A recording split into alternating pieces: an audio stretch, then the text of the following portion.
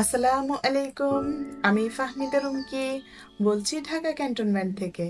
আমার channel 3A ব্লগে আপনাদেরকে আরো একবার স্বাগতম। যেখান থেকে আমার এই ভিডিওটি দেখছেন, আশা করছি আল্লাহর রহমতে সবাই ভালো আছেন। আমরাও আলহামদুলিল্লাহ ভালো আছি। আব্বা চাকরির সুবাদে দেশের নানা ক্যান্টনমেন্টে ঘুরে বেরিয়েছিলাম, কিন্তু পরিবারের সবচেয়ে ছোট সদস্য হওয়ার কারণে আমার পড়াশোনাটা যখন শুরু হয়ে যায় তখন আব্বার চাকরি শেষ হয়ে যায়। আম্মা, আপা, ভাইয়া ওনাদের কাছে সবসময় ক্যান্টনমেন্ট এলাকার গল্প শুনেছিলাম। ওনারা কোন স্কুলে পড়েছেন, তারপরে আম্মা বিশেষ করে সিএমএইচ এর গল্প করতো বেশি। সিএমএইচ এ আম্মা চিকিৎসার জন্য ভর্তি হতো। আপা ভাইয়া ওরা ছোট ছোট ছিল, ওদেরকে নিয়ে ভর্তি হতেন। তো উনি সবসময় বেশিরভাগ সময়টা কোয়ার্টারের ভাবিদের গল্প আর সিএমএইচ এর গল্প করতেন, আর আপা গল্প করতেন স্কুলের। ওদের মুখ থেকে স্কুলের গল্প, সব রকমের গল্প শুনে শুনে আমারও খুব ইচ্ছে হতো ক্যান্টনমেন্ট এলাকায় বসবাস করার জন্য। কিন্তু তখন তো আর পরিস্থিতি সেরকম ছিল না। ক্যান্টনমেন্ট এলাকার স্কুলে না পড়তে পারলেও আমার আব্বা আমাদেরকে গ্রামে রাখেননি বেশি দিন। আব্বা আমাদেরকে নোয়াখালীর মাইজদি শহরে রেখেছিলেন, যেটা নোয়াখালীর প্রাণ বলতে পারেন। একটা ছোটখাটো একটা মফস্বল শহর। ওই শহরে এমন কোনো কিছু নাই যে আপনার ঢাকার সাথে কোনো কিছুরই কমতি নাই। যারা গিয়েছেন বা দেখেছেন, যারা বসবাস করছেন তারা হয়তো জানেন। কিন্তু আমাদের কাছে আমাদের প্রাণের শহর নোয়াখালীর মাইজদি বা চৌমোহনী এলাকা। তো যাই হোক, এই তো এখন ক্যান্টনমেন্টের ভিউ দেখাতে দেখাতে আপনাদেরকে আবরারকে স্কুল থেকে নিয়ে যাচ্ছিলাম। তো আবরারকে স্কুল থেকে নিতেও সেই আবারও আপনাদের জন্য ছোট্ট করে আরেকটু ভিডিও করে নিচ্ছিলাম। সবসময় ভালো লাগে এই ক্যান্টনমেন্ট এলাকায় হাঁটতে, চলতে, ফিরতে। ভিতরটা যতক্ষণ থাকি মনে হয় যে মনটা কেমন জানি একটা শান্তিতে ভরে ওঠে।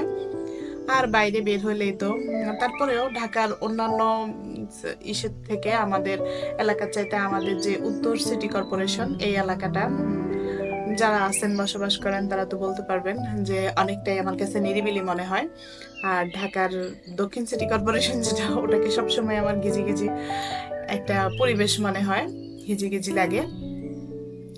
তো যাই হোক, যখন সংসদ জীবনে আসি, আরাফার বাবা তখন আমাকে নিয়ে গিয়েছিলেন পাবনা। পাবনাও ছিল সুন্দর একটা শহর, ছোট্ট শহর। পাবনা, সিরাজগঞ্জ দুই জায়গায় বেরিয়েছিলাম লম্বা একটা সময়। তো ওই সময় যেটা মনে হতো, ভালো লেগেছিল, আরাফার বাবার সাথে থাকতে ভালোই লাগতো। কিন্তু মনে হতো যে ওরা যখন বড় হবে ধীরে ধীরে, ওদের পড়াশোনা নিয়ে খুব চিন্তা করতাম। এই এলাকায় পড়াশোনা কেমন হবে, এরকম চিন্তায় থাকতাম। আর তার চেয়ে সবচেয়ে বড় চিন্তা যেটা আসে আমার আবরারকে নিয়ে। আবরারের যখন অটিজমের সিনড্রোম গুলো ধরতে পারি আস্তে আস্তে, তখন মনটা খুব খারাপ হয়ে যেত যে ঢাকায় থাকলে হয়তো আমার ছেলে এরকম ভাবে অসুস্থ থাকতো না, আরো ভালো চিকিৎসা পেতাম, উন্নত চিকিৎসা পেতাম।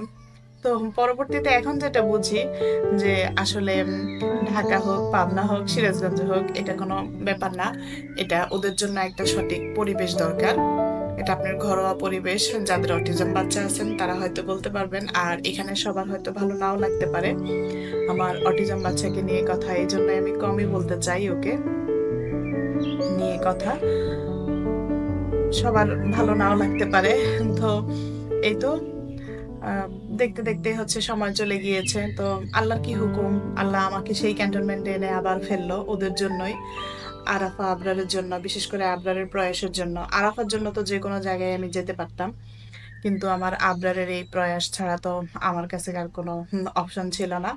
দ্বিতীয়, তো একটা জিনিস খেয়াল করেছি যে মানুষ জীবনে আসলে যেটা চায় সেটাই কোনো না কোনো ভাবে একদিন না একদিন মিলে যায়।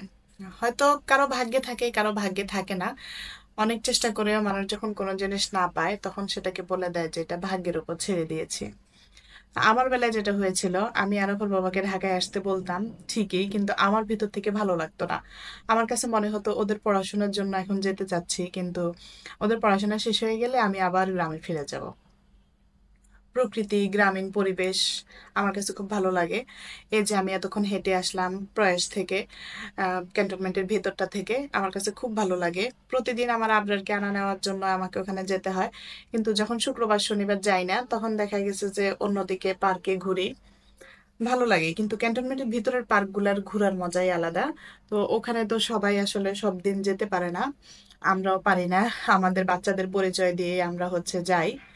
এইরকম আরকি। তো এইভাবে দেখা গেছে আমার আব্বাও সবসময় পছন্দ করতেন। মানুষ মন থেকে বললাম না? যেটা চায় সেটা আল্লাহর হুকুম থাকলে একদিন হয়। আব্বা সবসময় চাকরি ছিল না। তারপরও উনি চাইতেন যে সিএমএইচ এর চিকিৎসা ভালো। উনি একটু রোগ হচ্ছে অসুখ-বিসুখকে খুব ভয় পায়। আর অসুখ-বিসুখ থেকে বাঁচার জন্য খুব সেফলি থাকে। তো সেই ধরনের চিন্তাভাবনা থেকেই আল্লাহ উনাদের ভাগ্যে রেখেছেন আমেরিকা। আজকে আমেরিকা শহরে আমার আব্বা নিউ ইয়র্কে চিকিৎসা নিচ্ছেন। ক্যান্টনমেন্ট থেকে, সিএমএস থেকে আরো ভালো জায়গায় আলহামদুলিল্লাহ আল্লাহ রেখেছেন। কিন্তু আব্বা আম্মার মন মানসিকতা সবসময় ওইরকমই ছিল যে ভালো জায়গায় চিকিৎসা করবে, ভালো জায়গায় থাকবে। তাদের ভাগ্যেও ছিল, হয়েছে আলহামদুলিল্লাহ। এখানে একটু ভিডিও রিলেটেড কথা বলে নেই।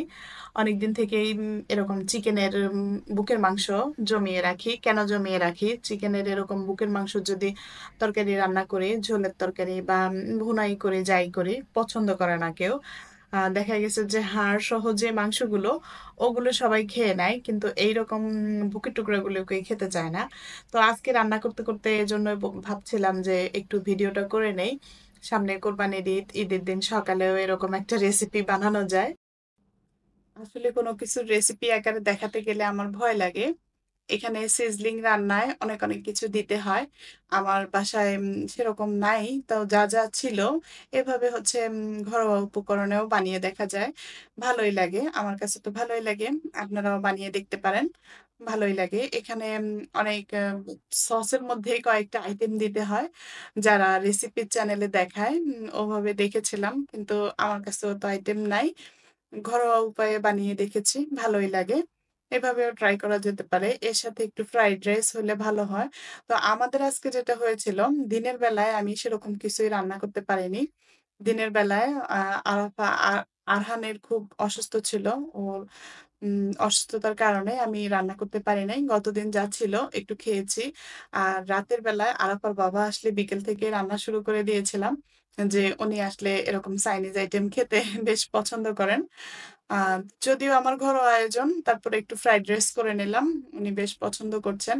আর এখানে যেটা দেখতে পেয়েছিলেন আবরারের সাথে দুষ্টুমি, উনি এমনই করেন। সন্ধ্যাবেলাটা আসলে আমাদের খুব ভালোভাবেই কেটে যায়। সন্ধ্যার পর যখন উনি আসেন, এই তো এই কথা সে কথা নানা রকম কথাবার্তার মাধ্যমে চলতে থাকে। আর ডাকাডাকি কাউকে না দেখলেই শুরু করে দিবে। উনি চান কি বাসায় আসলে আরাফা, আবরার, আমি, আরহান আমরা সবাই উনার সামনে থাকি। কাছাকাছি থাকি, উনার সাথে গল্প করি, কথা বলি। আর সারাদিন কি হয়েছে না হয়েছে, আরহান কি করেছে, আবরার কি করেছে, সব রকমের কথা উনি শুনবেন আমাদের কাছে। কিন্তু হয় না আসলে ওই যে বাচ্চাদেরকে নিয়ে পড়তে বসাই। আর আজকে বিকেলে সেরকম কোনো নাস্তার আয়োজনই করিনি। এমনিতেই বাসায় আরহান অসুস্থ। তার মধ্যে আবার নাস্তা বানাতে, আবার এইসব রান্না করতে, করতে দেরি হয়ে যাবে। আরাফার বাবা একটু সন্ধ্যায় তাড়াতাড়ি খেয়ে নিতে চায়। উনি বলেন রাতের খাবারটা তাড়াতাড়ি খেয়ে শুয়ে গেলেই ভালো। খাবার হজম হয়, ঘুম হয় ভালো। এখানে আমার রান্নার একটা ভালো রিভিউ দিচ্ছেন উনি। আসলে ফ্যানের শব্দের জন্য রিয়েলটা রাখা যাচ্ছিল না। তো যাই হোক আমার রান্নাটা গল্প আমিই করে নিচ্ছি। মাশাআল্লাহ অনেক মজা হয়েছে। ফ্রাইড রাইস গুলো অনেক মজা হয়েছে। এভাবে করে দেখতে পারেন। আর আরহানের এই যে অসুস্থতা যখন ঘুমিয়েছিল তখন দেখিয়েছিলাম আপনাদেরকে একটু। বাচ্চারা যখন ঘুমিয়ে থাকে তখন কি নিষ্পাপ মনে হয়, তাই না? আর আমার অবস্থা এই যে সবাইকে বেড়ে-গুড়ে দিয়ে ওই ঢিসেই বসে গেলাম।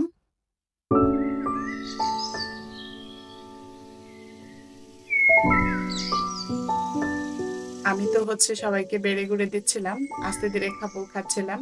তো দেখুন আমাদের আরাফার বাবা সবার খাওয়া শেষে উনি একদম চেটে-পুটে খাচ্ছেন। তো আমি বলছিলাম, "দাঁড়াও তোমার চেটে-পুটে খাওয়াটা আমি রেকর্ডে দেখাবো।" বলছে, "দেখাও।" এই যে আমি একদম শেষ করে ফেলেছি। আর একটু নেই। এই তো আমিও শেষ করে নিচ্ছি। আর সন্ধ্যার খাবারটা একটু আগে, আগে খেয়ে নিলে হয় কি, সব দিক থেকে হচ্ছে তাড়াতাড়ি হয়, কাজেরও সুবিধা হয়। দেন একবার নাস্তা নিয়ে দৌড়াবো, আবার রাতের খাবার নিয়ে দৌড়াবো। ঝামেলা হয়ে যায়। আপনারা অনেক সময় অনেকে জিজ্ঞেস করেন রাতের কাজ কিভাবে? বা অনেকে রাতের কাজ দেখিয়েও থাকেন। কিন্তু আমি আসলে সাহস করি না রাতের কাজ দেখাবো। রাতের কাজ দেখাতে গেলে আমার আরো ঝামেলা হয়ে যাবে। দিনের বেলায় আরাফার বাবা বাসায় থাকে না। তখন যেটুকু কাজ করি ওইটাই রেকর্ড করে রাখি আর পরে এডিট করে আপনাদেরকে দেখাই। কিন্তু রাতের কাজ দেখাতে গেলে খুব ভয় করে। আল্লাহ কখন শেষ করব? শেষ করতে, করতে আবার রাত হয়ে যাবে। তো এরকমই হয়। সন্ধ্যার দিকটা আমরা এভাবেই থাকি। আর এখান থেকে গিয়ে আবরারের কিছু হোমওয়ার্ক দেয়, ওগুলা শেষ করব। পাশাপাশি আরহানকেও কিছুটা সময় দিব। আরহানকেও যে বিভিন্ন রকমের ফ্ল্যাশ কার্ড দেখানো হয়, তারপর কি, কি করি তারপরেও চেষ্টা করব আমি একদিন রেকর্ড করতে। সন্ধ্যার সময় বাচ্চাদের সাথে কি, কি করি। আর আবরারের ডায়েরিতে সাইন করতে হয়। ওর টুকটাক হোমওয়ার্ক থাকে সেগুলোও করতে হয়। এই তো এইসব করতে, করতে আবার রাতে বিছানা ঠিক করা, সকালে আবার বাচ্চাদের ব্যাগ গুছিয়ে রাখা। এটা সেটা এভাবেই করতে, করতে আমাদের দিন আর রাত যায়। যারা গৃহিণী আছেন তারা তো জানেনই আমাদের দিন কিভাবে যায়, রাত কিভাবে যায়। তারপরও আমি চেষ্টা করেছি আজকে বিকেল থেকে আপনাদের সাথে আমার ব্লগটা শেয়ার করতে। জানি না এতক্ষণ পর্যন্ত কে আমার সাথে আছেন। যদি ভালো লেগে থাকে প্লিজ ভিডিওটিতে একটা লাইক দিতে ভুলবেন না। আর যদি বেশি ভালো লেগে থাকে চ্যানেলটিকে সাবস্ক্রাইব করে পাশেই থেকে যেতে পারেন। আপনাদের ভালোবাসায় তো ধীরে, ধীরে একটু, একটু করে এগিয়ে যাচ্ছি নিজের স্বপ্নের লক্ষ্যে। ইনশাআল্লাহ একদিন আপনাদের ভালোবাসার সাথে থাকলে আমি পৌঁছে যেতে পারবো। তো আজকের মতো এখানেই বিদায় নিয়ে নিচ্ছি। আল্লাহ হাফেজ।